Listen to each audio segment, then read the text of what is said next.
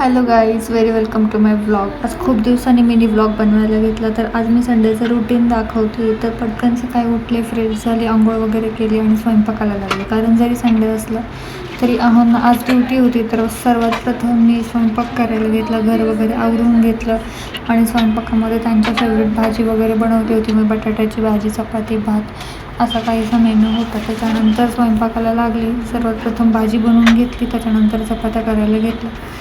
आणि सकाळी कामात वेळ कसा जातो हे कळत नाही. आणि जर उठायला उशीर झाला तर तिथून पुढे सगळी कामं नंतर उशिराच होतात आणि नंतर आळसही खूप येतो आणि शेवटी स्वतःलाच ती कामे करायची राहतात. त्याच्यामुळे पटकन चपात्याला लागले, चपात्या करून घेतल्या आणि तिथून पुढे काही प्रोग्राम होता. दुपारी झोपायचं ठरवलं होतं पण तसं काही झालं नाही.